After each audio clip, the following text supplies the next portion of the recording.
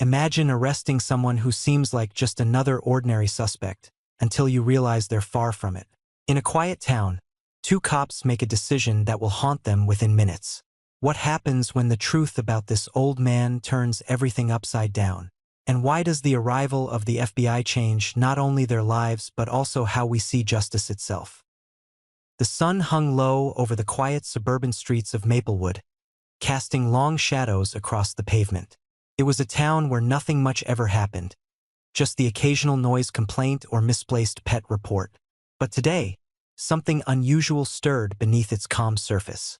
Harry Benson shuffled along Main Street, his gait slow but deliberate.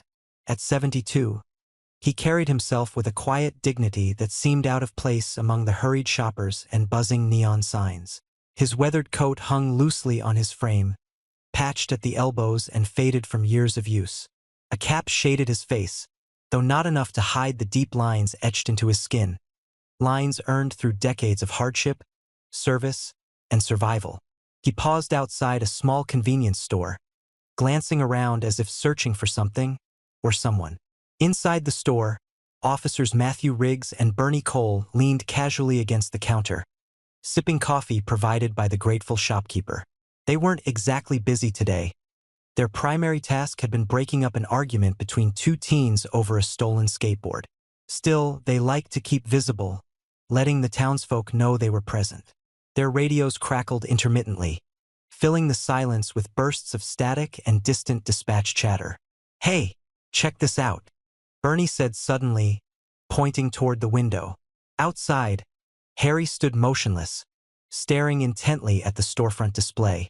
Something about his posture felt off, not menacing but calculated.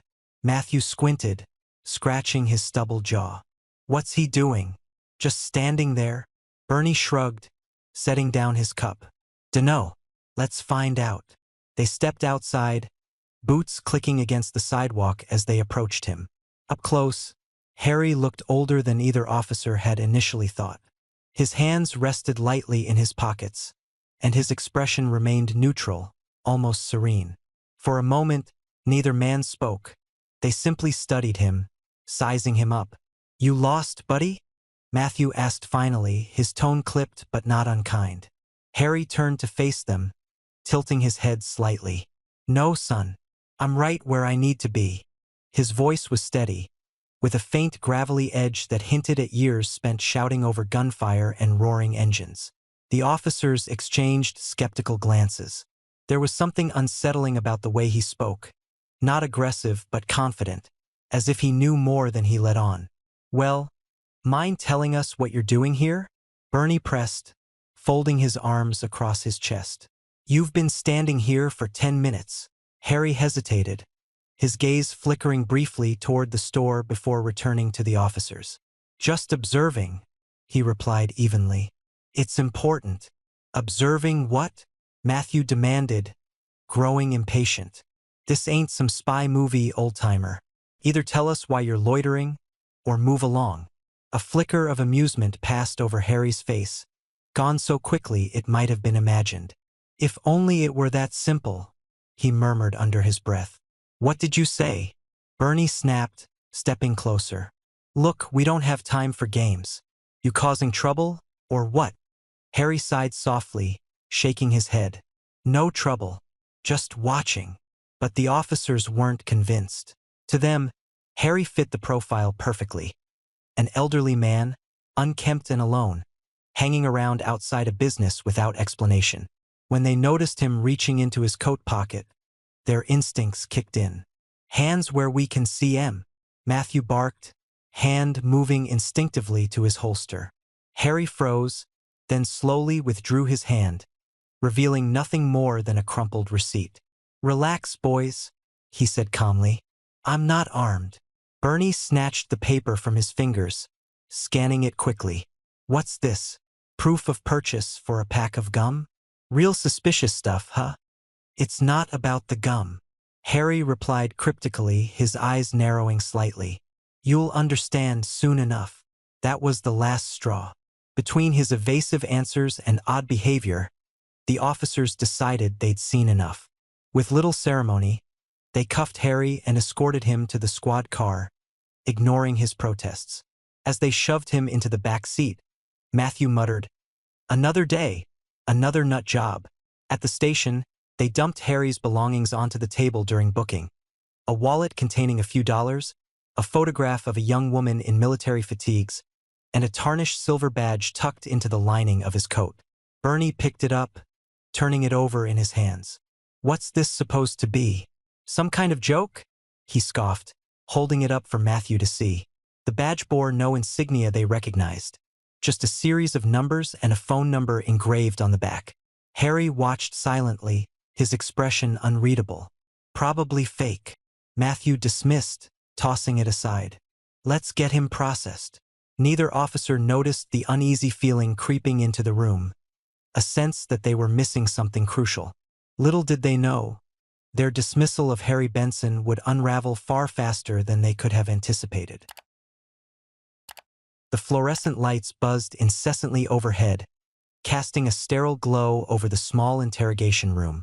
Harry sat quietly in the corner, his cuffed hands resting on the table in front of him. He didn't fidget or protest. Instead, he exuded a calm detachment, as though he were merely observing the chaos around him rather than being at its center. Officers Matthew Riggs and Bernie Cole stood outside the room, peering through the two-way mirror. "Well, that was anticlimactic," Bernie muttered, leaning against the wall with a smirk. "Guy's either nuts or just really bad at playing innocent." Matthew shrugged, folding his arms across his chest. "Either way, we'll hold him until someone claims him or he gives us a straight answer. Doesn't matter to me." But something about the situation gnawed at Matthew, though he couldn't quite put his finger on it. Maybe it was the way Harry carried himself, too composed for someone who'd been accused of theft. Or maybe it was the cryptic things he'd said back at the store. Whatever it was, Matthew pushed it aside, chalking it up to overthinking. Inside the room, Harry remained still, his gaze fixed on the reflection of the officers in the glass. Though they couldn't see him clearly, he studied them intently, as if memorizing every detail. His expression betrayed no emotion, but there was a subtle tension in the set of his jaw, a quiet anticipation, like a storm waiting to break. Bernie glanced down at the items recovered from Harry's coat, which had been laid out on a nearby desk. The wallet, the photograph, and the mysterious badge caught his eye again. Picking up the badge, he turned it over in his hand, inspecting the engraving more closely. "Hey, Matt," Bernie said, holding it up. "You think this number is legit? Could be worth checking out." Matthew frowned, walking over to take a closer look. "Probably nothing, but yeah, might as well humor you. Can't hurt to call." He grabbed the phone on the desk and dialed the number etched into the metal. As the line rang, both officers exchanged skeptical looks, expecting to reach some random answering service or disconnected number. Instead, after only 3 rings, a crisp, authoritative voice answered. "This is Agent Monroe, Identification Division, Federal Bureau of Investigation." Matthew froze, the receiver halfway to his ear. For a moment, he thought he'd misheard. Clearing his throat, he stammered, "Hi. This is Officer Matthew Riggs with the Maplewood Police Department. We, found this badge on a suspect. Just wanted to verify its authenticity." There was a brief pause on the other end before Agent Monroe responded, her tone sharp and urgent. "Repeat the ID number engraved on the badge." Matthew read it aloud, glancing at Bernie, whose eyebrows shot up in disbelief. Another pause followed, longer this time, and when Agent Monroe spoke again, her voice carried an edge of alarm. "That badge belongs to Harold Benson, a high-ranking operative currently embedded in a classified mission under federal jurisdiction." "Where is he now?" Matthew's heart skipped a beat. "He's here, in custody, at our station." Agent Monroe's response was immediate and commanding. "Do not move. Do not question him further. A team is en route to your location. We will be there in 30 minutes. Understood?" "Yes, ma'am," Matthew replied, his voice barely above a whisper. He hung up the phone slowly, turning to face Bernie, whose mouth hung open in shock. "What the hell did we just get ourselves into?" Bernie whispered hoarsely. Before either could process what had happened, the atmosphere in the station shifted dramatically. Officers milling about stopped mid-conversation, sensing the tension radiating from Matthew and Bernie. The air felt heavier, charged with an unspoken urgency. Back in the interrogation room, Harry sat unmoved, seemingly oblivious to the escalating panic outside. Yet there was a faint glimmer of satisfaction in his eyes, as though he'd known exactly how this would unfold all along. 30 minutes later, the sound of heavy boots echoed through the station as a group of impeccably dressed FBI agents swept in, their presence commanding instant attention. Leading the charge was a tall woman with sharp features and piercing eyes, Agent Monroe herself. She strode directly toward Matthew and Bernie, her expression unreadable but intimidating. "Where is he?" she demanded without preamble. Matthew gestured weakly toward the interrogation room. "In there." "We didn't know." Agent Monroe cut him off with a curt nod, brushing past them without another word. Her team followed closely behind, surrounding the door like a protective shield. When she entered the room, Harry finally stirred, rising slowly to his feet. "Agent Monroe," he greeted her, his voice calm and measured. "I assume the timing worked in our favor?" "It did," she confirmed, her tone softening slightly as she approached him. "Your cover remains intact, Mr. Benson. My apologies for the inconvenience." Harry nodded, accepting the apology with a small smile. "No harm done. Sometimes these things are necessary." As Agent Monroe began unlocking his cuffs, the rest of the team moved efficiently, gathering Harry's belongings and ensuring his comfort. Meanwhile, Matthew and Bernie lingered awkwardly outside, watching the scene unfold with mounting dread. They had gone from confident law enforcement officers to spectators in their own station, utterly humiliated by their ignorance. When Agent Monroe emerged from the room, she fixed the two officers with a steely glare. "You will receive a full debriefing regarding this incident. Suffice it to say, Mr. Benson is operating under direct orders from the highest levels of government. Any interference with his activities constitutes a breach of national security. Consider yourselves fortunate that your actions did not compromise his mission, or worse." Matthew swallowed hard, his face burning with shame. "We didn't know. He wasn't forthcoming and you assumed." Agent Monroe interrupted sharply. "That's the problem. Assumptions cost lives. Remember that." With that, she turned on her heel, escorting Harry out of the station. The entire ordeal lasted less than 10 minutes, but it left an indelible mark on everyone present. As the door closed behind them, the station fell silent, the weight of the moment settling heavily on Matthew and Bernie's shoulders. Bernie broke the silence first, his voice trembling. "Did we just arrest a spy or something?" Matthew shook his head, running a hand through his hair. "I don't know what we arrested, but I do know one thing: we screwed up big time." The hum of quiet tension filled the station long after the FBI agents and Harry Benson had departed. Officers who had once moved about with casual ease now tiptoed around, avoiding eye contact with Matthew Riggs and Bernie Cole.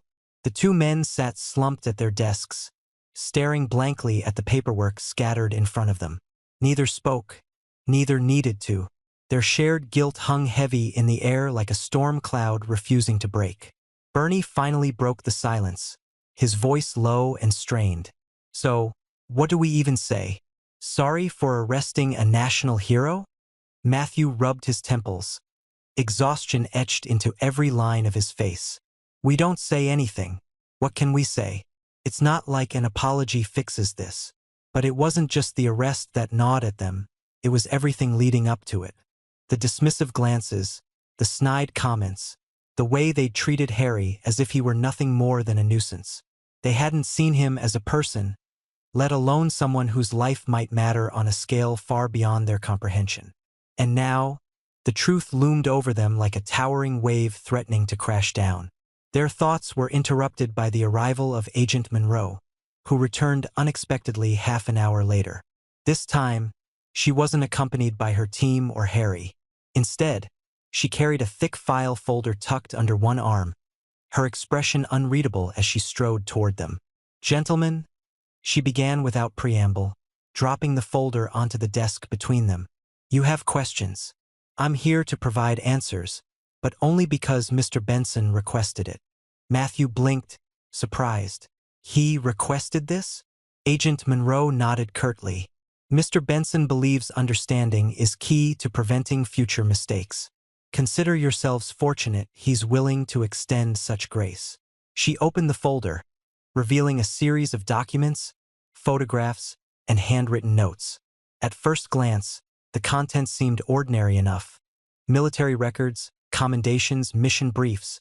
But as the officers flipped through them, the magnitude of what they were seeing began to sink in. There was Harry, decades younger, standing proudly in full military regalia beside fellow soldiers. There he was again, crouched in the rubble of a war-torn village, helping carry survivors to safety. Another photo showed him receiving a medal from a high-ranking official, though the exact nature of the award was redacted. Each image told a story of courage, sacrifice, and unwavering dedication. This, Bernie trailed off, his voice barely above a whisper. This can't be real. It's very real. Agent Monroe replied sharply. Harold Benson has served his country in ways most people couldn't fathom. Classified missions, covert operations, intelligence work, all while operating under aliases and maintaining complete anonymity.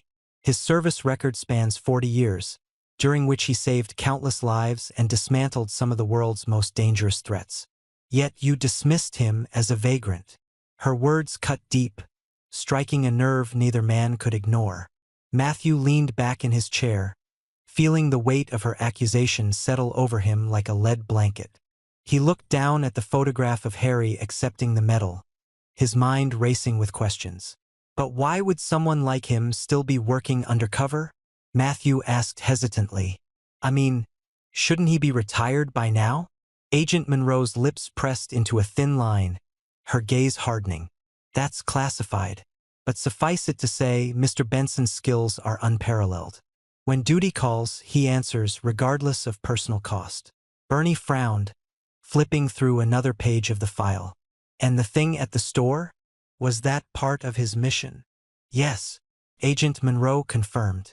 Though the specifics are none of your concern. Suffice it to say, his actions were deliberate and necessary.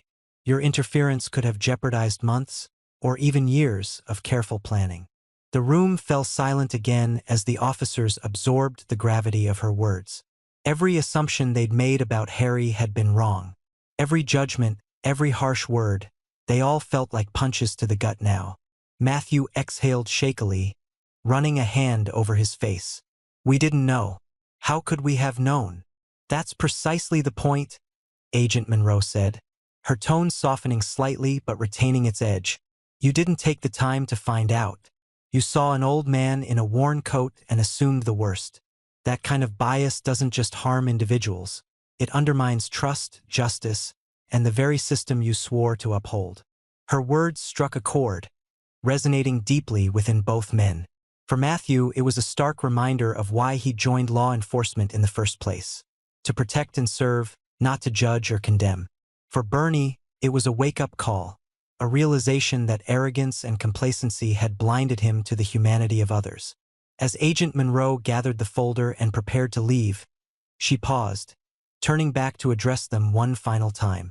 Mr. Benson chose not to press charges against either of you. He understands that mistakes happen. But understand this, forgiveness isn't given lightly. Use this experience wisely. With that, she exited the station, leaving Matthew and Bernie alone once more. The silence between them was palpable, each lost in their own thoughts. Finally, Bernie spoke, his voice trembling with emotion. I feel sick, like actually sick. We treated him like garbage, Matt, like he was nothing. Matthew nodded slowly, his jaw clenched tight. Yeah, and the worst part is, we didn't even realize we were doing it. Not really. They sat there for what felt like hours, replaying the events of the day in their minds. The way Harry had remained calm and composed throughout, never raising his voice or lashing out, even when they treated him with disdain. The cryptic warnings he'd offered, which now seemed less like riddles and more like desperate attempts to make them see the bigger picture. He knew, Matthew murmured suddenly, breaking the silence.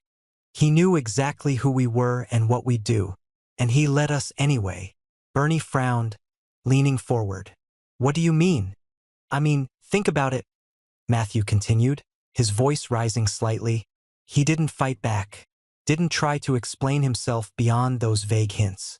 He let us arrest him, lock him up, interrogate him, all because he trusted that the truth would come out eventually. Bernie stared at him, realization dawning in his eyes. And it did, in the worst possible way for us. Matthew nodded grimly. Exactly. He didn't need to prove anything to us. He already knew his worth. But we've got a lot to learn. As the sun dipped below the horizon, casting the station in shadows, the two officers sat in silence, grappling with the enormity of their mistake. The revelation of Harry's true identity had shattered their preconceived notions, forcing them to confront uncomfortable truths about themselves and the world they thought they understood. Neither man felt pride in wearing the badge. Instead, they felt something far more humbling, regret. And perhaps, buried beneath the weight of that regret, the faintest glimmer of hope that they could change, grow, and become better versions of themselves. 1 week had passed since the events at the station, but for officers Matthew Riggs and Bernie Cole, time felt both endless and fleeting. Each day dragged by under the weight of their guilt, yet it also rushed forward as they grappled with how to move on, or if they even deserved to. The memory of Harry Benson lingered like a ghost, haunting every interaction, every decision, every moment of reflection. The station buzzed with its usual hum of activity, though whispers about the incident still rippled through the ranks. Some officers teased Matthew and Bernie lightly, calling them the guys who arrested a spy. Others avoided the topic altogether, sensing the depth of their shame.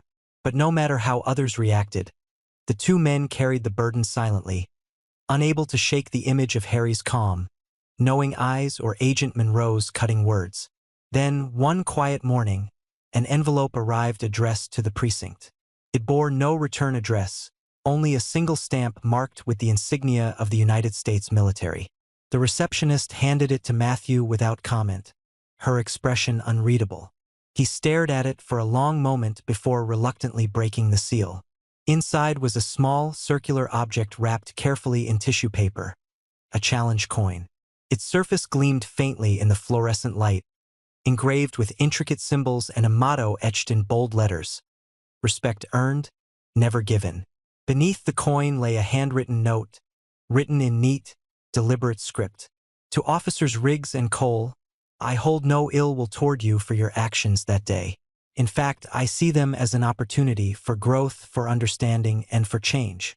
We all make mistakes and we all carry biases. What matters is what we do after we recognize them.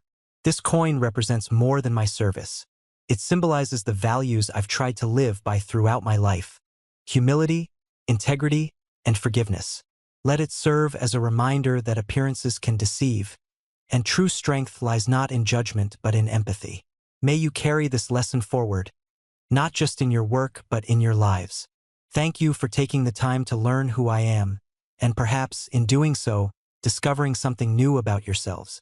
Sincerely, Harold Benson. Matthew read the note twice, his throat tightening with each word. When he finally looked up, Bernie was watching him intently, waiting. Without speaking, Matthew passed the coin and note to his partner, who scanned them quickly before letting out a shaky breath. Well, Bernie said softly, his voice thick with emotion. He's classier than we deserve. Matthew nodded, cradling the coin in his palm as though it might vanish if he let go. Yeah, classier than anyone I've ever met. For several minutes, neither man spoke. They simply sat there, absorbing the weight of Harry's gesture. It wasn't just a gift. It was a lifeline, an olive branch extended to two men who had wronged him deeply. And yet, there was no trace of bitterness or condescension in his words, only grace. Later that afternoon, Matthew called a meeting with the entire precinct. Standing awkwardly at the front of the room, he held up the coin for everyone to see. His hands trembled slightly, but his voice remained steady as he recounted the story of Harry Benson. Not just the events of that fateful day, but everything they'd learned afterward. He spoke of Harry's decades of service, his countless sacrifices, and the profound humility with which he'd faced their mistreatment. And then, Matthew continued, his voice wavering slightly, he sent us this, not because he owed us anything, but because he wanted us to understand, to grow, to be better. He paused, holding the coin aloft. This isn't just a token of forgiveness. It's a challenge to treat every person we meet with respect, no matter how they look or where they come from. Because heroes don't always wear uniforms, and legends don't always announce themselves. The room fell silent, the gravity of his words sinking in. Officers exchanged glances, some nodding solemnly while others wiped away tears. For many, it was a wake-up call, a stark reminder of why they'd chosen this profession in the first place. When Matthew finished speaking, Bernie stood beside him, adding quietly, "We messed up, badly. But thanks to Mr. Benson, we have a chance to make it right. Not just for ourselves, but for everyone we serve." As the meeting adjourned, the coin made its way around the room, each officer handling it with reverence. By the end of the day, it rested back in Matthew's hand, a permanent fixture on his desk, a reminder, promise. That evening, as the sun set over Maplewood, Matthew found himself sitting alone in his car, staring at the coin once more. He thought about Harry, about the quiet dignity he'd shown, the patience he'd exhibited, and the forgiveness he'd offered so freely. And he realized something important. That forgiveness wasn't just a gift for the recipient. It was also a release for the giver. In that moment, Matthew felt a shift within himself, a subtle but undeniable change. The weight of his guilt hadn't vanished entirely, but it had transformed into something else: motivation, determination, hope. He glanced at the dashboard clock, noting the time. Then, reaching for his phone, he dialed a number he'd been avoiding for years. When the line connected, he took a deep breath and spoke. "Hey, Mom, it's me. Can we talk?" As the conversation unfolded, Matthew allowed himself to believe that redemption was possible. Not through grand gestures or heroic feats, but through small, deliberate acts of kindness and courage. Acts inspired, in part, by the quiet heroism of Harold Benson. And somewhere far away, perhaps in another town or another mission, Harry smiled faintly, knowing that his lesson had been received. This story reminds us that every person carries a history invisible to the eye. Would you have judged Harry differently if you'd met him first? Share your thoughts below. We're so close to 1,000 subscribers. With your help, we can hit this milestone together. We would appreciate your follow and celebrate with even more powerful journeys like this, right here on Embrace the Journey.